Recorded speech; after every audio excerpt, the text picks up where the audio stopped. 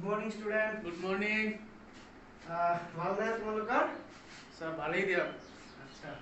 ঠিক আছে, আজি তোমালোকৰ লগত কেইটামান কথা আলোচনা কৰোঁ, তোমালোকে অলপ ৰেছপন্স দিবাচোন। ঠিক আছে স্যাৰ। আচ্ছা। তোমালোকে খেল ধেমালি কৰি ভাল পোৱা নে নাই? স্যাৰ ভাল পাওঁ। আচ্ছা। কি খেল খেলা কোৱাচোন, কেইটামান খেলৰ নাম? ক্ৰিকেট, হয়, ভলীবল, কাবাডী, আচ্ছা, আৰু ইত্যাদি ইত্যাদি।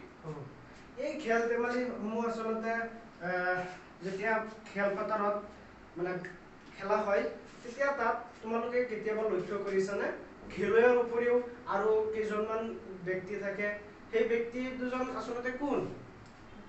পৰিচালক। হয়, পৰিচালক। মানে কি সেই পৰিচালকসকল মানে খেলপথাৰত খেলুৱৈৰ উপৰিও থাকে। কাৰণ কিয় থাকে? তোমালোকৰ মনত কেতিয়াবা প্ৰশ্ন হয় যে খেলুৱৈ খেল খেলিব খেলুৱৈসকলে, তেতিয়া বেলেগ ব্যক্তি দুজন আচলতে কিয় থাকিব লাগে? তোমালোকে ক্ৰিকেট খেলৰ কথাই ক'ব পাৰা।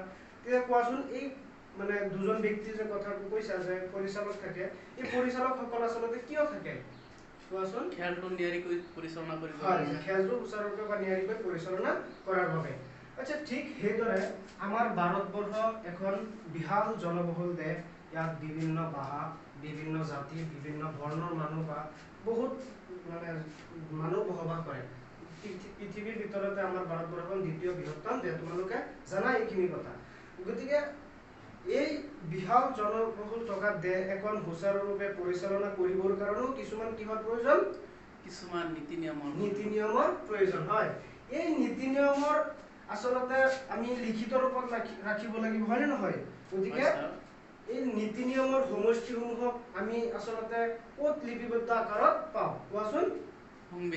সংবিধানত। হয়, যে আজি সংবিধানত পাওঁ। আৰু এই সংবিধানখনৰ আমাৰ ভাৰতবৰ্ষৰ দৰে বিশাল দেশখনত সংবিধানখনৰ যথেষ্ট প্ৰয়োজনীয়তা আছে নে নাই? ঠিক আছে, আজি মই তোমালোকৰ সমাজ বিজ্ঞান বিষয়ৰ সংবিধান আৰু ইয়াৰ প্ৰয়োজনীয়তা নামৰ পাঠটোৰ বিষয়ে আলোচনা কৰিম। তোমালোকে নিজৰ নিজৰ বহী উলিয়াই লোৱা আৰু পাঠৰ নামটো বহীত লিখি লোৱা। ঠিক আছে।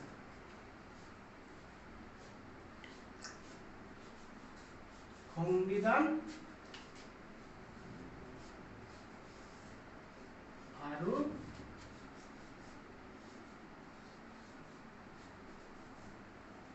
ইয়াৰ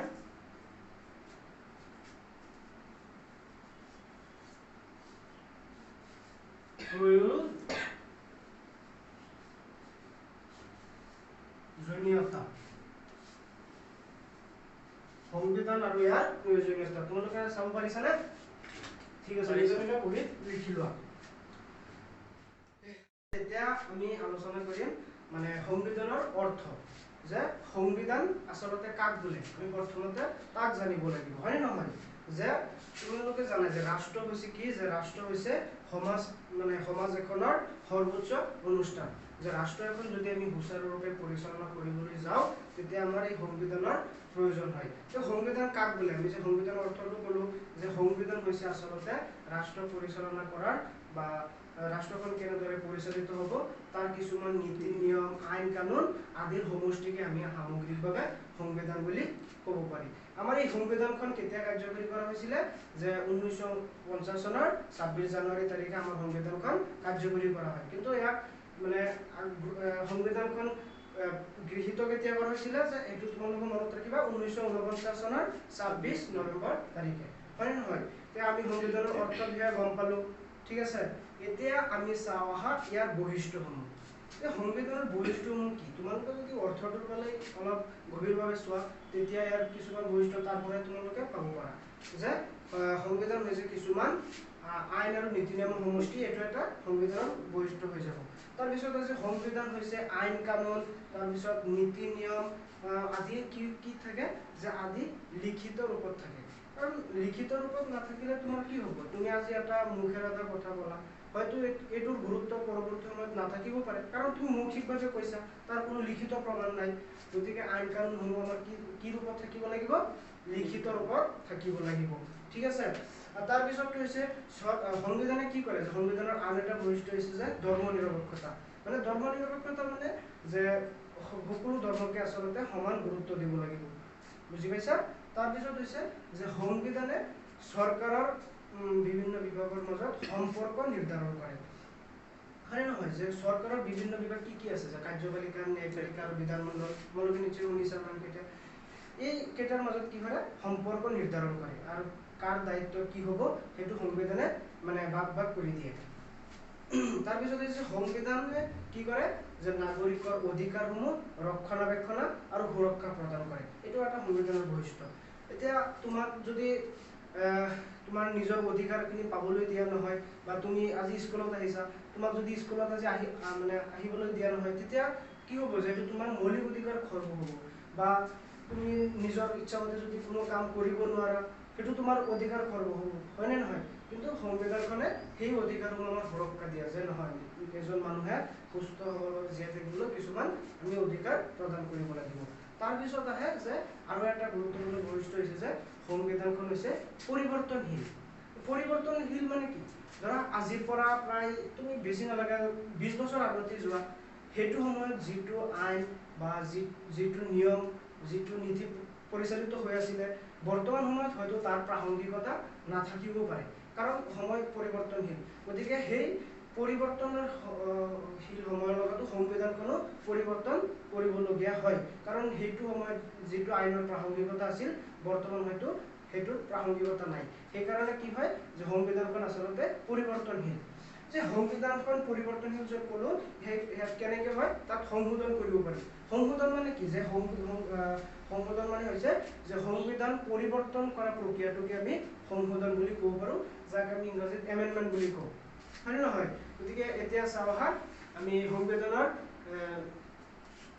বৈশিষ্ট্যসমূহ আলোচনা কৰিলোঁ এতিয়া চাওঁ আহা প্ৰয়োজনীয়তাসমূহ যে সংবিধানৰ প্ৰয়োজনীয়তাসমূহ কি কাৰণ তোমালোকৰ পাঠৰ নামটো হৈছে যে সংবিধান আৰু ইয়াৰ প্ৰয়োজনীয়তা গতিকে সংবিধানখনৰ প্ৰয়োজনীয়তাসমূহ কি নিশ্চয় তোমালোকে মানে জানিবলৈ ইচ্ছা হৈছে হয় নহয় যে আমাৰ ভাৰতবৰ্ষত মই আগতে কৈছোঁ যে বিভিন্ন জাতি ধৰ্ম ভাষা ভাষী আদিৰ মানুহে বসবাস কৰে এই মানুহৰ কি হয় যে সকলোৰে বেলেগ বেলেগ সংস্কৃতি থাকে সকলো বেলেগ বেলেগ ভাষা থাকে সেই ভিন্ন সংস্কৃতি বা ভিন্ন ভাষাভাষী মানুহবিলাকৰ অধিকাৰসমূহ সুৰক্ষা প্ৰদান কৰাৰ কাৰণে সংবিধানৰ প্ৰয়োজনীয়তা আছে এক নম্বৰ এইটো হ'ল তাৰপিছত আহে যে দেশৰ নাগৰিকৰ অধিকাৰ আৰু ব্যক্তিগত স্বাধীনতাক সুৰক্ষা দিয়াৰ ক্ষেত্ৰতো সংবিধানৰ প্ৰয়োজনীয়তা আছে তাৰপিছত হৈছে যে সংবিধানে কি কৰে চৰকাৰৰ ক্ষমতা নিয়ন্ত্ৰণ কৰে যে চৰকাৰৰ ক্ষমতাসমূহ নিয়ন্ত্ৰণ কৰা মানে কি এতিয়া ধৰা এখন চৰকাৰ গঠন হ'ল সেই চৰকাৰখনে কি কৰে নিজৰ ইচ্ছামতে যিকোনো কাম কৰিব ধৰিছে মানে স্বৈৰতান্ত্ৰিক বুলি কয় যাক যে স্বৈৰতান্ত্ৰিক শাসন যে নিজৰ ইচ্ছামতে যিটো যে এইটো আইন বনাই দিছে সেইটো বনাই দিছে কিন্তু একচুৱেলি সংবিধান প্ৰদত্ত দেশ এখনত যিখন গণতান্ত্ৰিক দেশ এখনত সেইটো কৰিব নোৱাৰে কাৰণ গণতান্ত্ৰিক দেশত এখন সংবিধান থাকে আৰু এই সংবিধানখনে কি কৰে চৰকাৰৰ কাৰ্যাৱলীসমূহ আচলতে কেনে হ'ব সেই বিষয়ে সংবিধানত লিপিবদ্ধ থাকে গতিকে সংবিধানে আমি ক'ব পাৰোঁ যে সংবিধানে চৰকাৰৰ ক্ষমতা নিয়ন্ত্ৰণ কৰে এইটো এটা ইয়াৰ প্ৰয়োজনীয়তা তাৰপিছত যে সংবিধানে কি কৰে যে সংবিধানে ৰাষ্ট্ৰ এখন সুচাৰুৰূপে পৰিচালনা কৰাত সংবিধানে মানে সহায় কৰে কাৰণ সংবিধানখন যদি নাথাকে কি হ'ব তোমালোকে এবাৰ কল্পনা কৰি চোৱাচোন কিমান বিশৃংখলতাৰ কিমান সমস্যাৰ সৃষ্টি হ'ব কোনেও নীতি নিয়ম নামানিব নিজৰ ইচ্ছামতে যিকোনো কাম কৰিব তেতিয়া অৰাজ্যকৰ মানে পৰিস্থিতিৰ সৃষ্টি হ'ব সেইকাৰণে কি কৈছে যে ৰাষ্ট্ৰ এখন আচলতে যদি আমি সুকলমে শৃংখলিত ৰূপত পৰিচালনা কৰিবলগীয়া হয় তেতিয়া আমাৰ সংবিধানৰ প্ৰয়োজনীয়তা আছে তাৰপিছত সংবিধানৰ প্ৰয়োজনীয়তা সম্পৰ্কে আমি কৰিলোঁ হয় নহয় গতিকে তোমালোকে ইতিমধ্যে মই বহুতকেইটা কথা ক'লোঁ কোৱাচোন যে মই সংবিধান আমাৰ ভাৰতবৰ্ষৰ সংবিধানখন কেতিয়া কাৰ্যকৰী কৰা হৈছিলে কোৱাচোন 1950 চনৰ 26 জানুৱাৰী 1950 চনৰ 26 জানুৱাৰী 26 জানুৱাৰী হয় নহয় 1950 চনৰ 26 জানুৱাৰী তাৰিখে আমাৰ সংবিধানখন কি কৰা হৈছিলে কাৰ্যকৰী কৰা হৈছিলে তাৰপিছত যে আমাৰ সংবিধানৰ এটা বৈশিষ্ট্য ক'ব পাৰিবানে লিখিত সংবিধান ঠিক আছে লিখিত সংবিধান এইটো আমাৰ ভাৰতীয় সংবিধানৰ এটা বৈশিষ্ট্য ঠিক আছে এতিয়া আমি কি পঢ়িলোঁ আৰু আমি এতিয়া আলোচনা কৰিম যে সংবিধানৰ প্ৰকাৰ ঠিক আছে মই সংবিধানৰ প্ৰকাৰ তোমালোকক মই ইয়াত দেখুৱাই দিব বিচাৰিছো তোমালোকে লক্ষ্য কৰিবচোন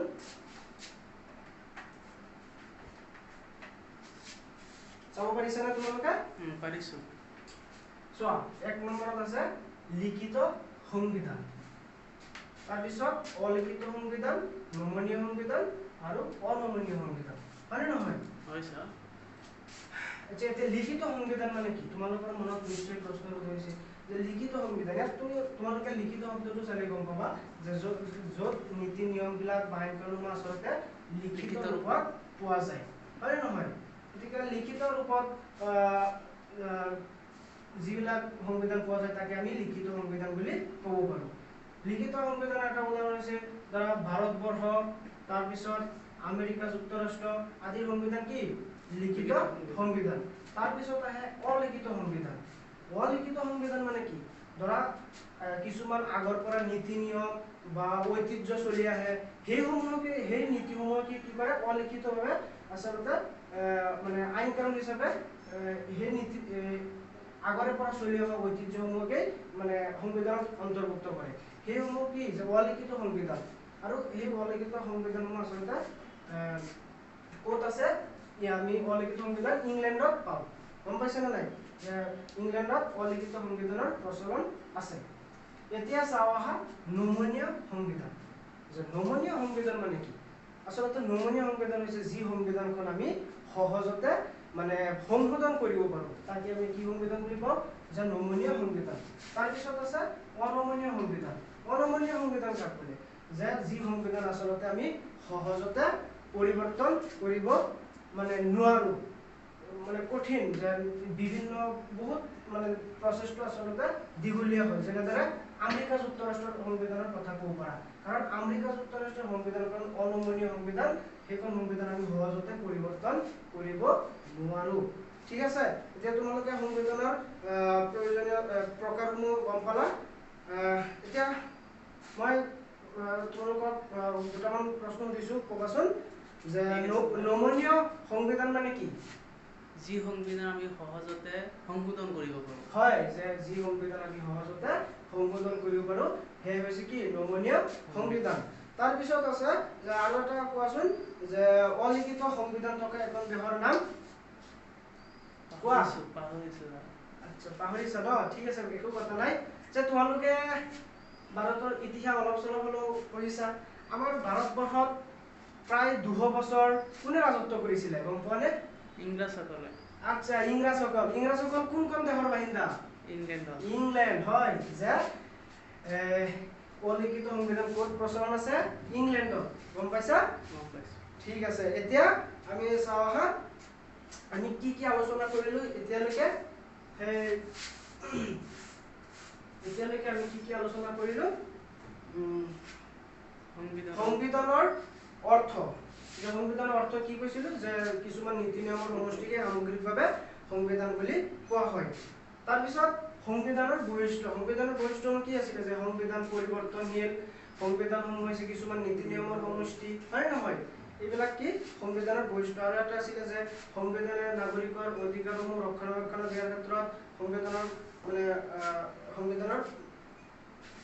প্ৰয়োজনীয় বা গুৰুত্ব আছে তাৰপিছত কি আছিল ধৰ্ম নিৰপেক্ষতা সংবিধানৰ এটা বৈশিষ্ট্য হয় নহয় এইবিলাক কি যে ভাৰতীয় সংবিধানৰ বৈশিষ্ট্য তাৰপিছত কৈছিলো আমি প্ৰয়োজনীয়তা মানে প্ৰয়োজনীয়তা আচলতে কি যে সংবিধানখনৰ প্ৰয়োজনীয়তা আচলতে কি মানে তোমালোকে এনেকৈ গম পাব লাগিব যে সংবিধানখন আমাক কিয় লাগে বা ইয়াৰ প্ৰয়োজনীয়তা কি প্ৰশ্নটো তেনেদৰে কৰিলে তোমালোকে গম পাবা কাৰণ কোনো এটা বস্তু যদি প্ৰয়োজন নাথাকে তাৰ গুৰুত্ব নাথাকে হয় নহয় গতিকে প্ৰয়োজনীয়তা মানে কি যে দেশৰ নাগৰিকৰ অধিকাৰসমূহ সুৰক্ষিত কৰাৰ বাবে সংবিধানৰ প্ৰয়োজনীয়তা আছে দেশখন সুকলমে পৰিচালিত কৰিবৰ বাবে সংবিধানৰ প্ৰয়োজনীয়তা আছে এইসমূহ কি সংবিধানৰ প্ৰয়োজনীয়তা আছিলে তাৰপিছত মই কৈছিলো সংবিধানৰ প্ৰকাৰ যে সংবিধানৰ 4টা প্ৰকাৰ আছে লিখিত সংবিধান অলিখিত সংবিধান নমনীয় সংবিধান আৰু অনমনীয় সংবিধান ঠিক আছে এতিয়া আমি প্ৰায় শেষৰ পিনে আহিলো তোমালোকক মই ইতিমধ্যে আলোচনা কৰি অহা মানে কথাখিনিৰ পৰা বা যিবিলাক বিষয় তোমালোকক ইতিমধ্যে পঢ়ালো তাৰ পৰা মই দুটামান প্ৰশ্ন দিম তোমালোকে উত্তৰ দিবলৈ চেষ্টা কৰিবাচোন যে কোৱাচোন সংবিধান কাক বোলে ইতিমধ্যে আমি আলোচনা কৰি আহিলো। সংবিধান হৈছে এখন ৰাষ্ট্ৰ নিয়াৰিকৈ পৰিচালনা কৰিবৰ কাৰণে কিছুমান নীতি নিয়মৰ সমষ্টি। হয়, গুড। যে সংবিধান হৈছে আচলতে কিছুমান নীতি নিয়মৰ সমষ্টি। লিখিত সংবিধান থকা এখন দেশৰ নাম কোৱা? আমেৰিকা যুক্তৰাষ্ট্ৰ। আমেৰিকা যুক্তৰাষ্ট্ৰ। হয়, আমেৰিকা সংবিধানত লিখিত সংবিধানৰ প্ৰচলন আছে। আচ্ছা, ভাৰতীয় সংবিধানখন কেনে ধৰণৰ ক'ব পাৰিবানে? নমনীয় আৰু অনমনীয় সংমিশ্ৰণ। হয়, যে ভাৰতীয় সংবিধানখন নমনীয় আৰু অনমনীয় সংবিধানৰ সংমিশ্ৰণ। এইটো ভাৰতীয় সংবিধানৰ এটা গুৰুত্বপূৰ্ণ বিষয়। ঠিক আছে, আজি তোমালোকৰ লগত অলপ আলোচনা কৰিলো, বহুত ভাল লাগিল। ঠিক আছে, তোমালোকে এতিয়া গৃহকৰ্ম এটা লিখি লোৱা আৰু মোক আনি কৰি পেলাই দেখুৱাবা। সংবিধান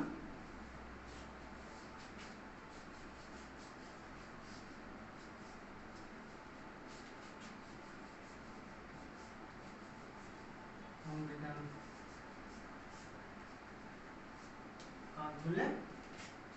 ইয়াৰ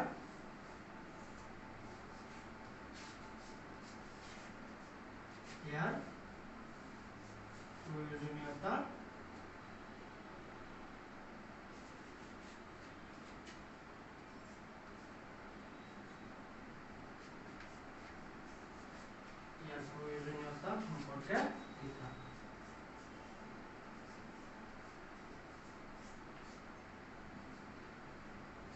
প্ৰয়োজনীয়তা সম্পৰ্কে তোমালোকে সকলোৱে লিখি লৈছানে নিজৰ নিজৰ বহীত? ঠিক আছে, তেতিয়াহ'লে মই মুছি দিছোঁ।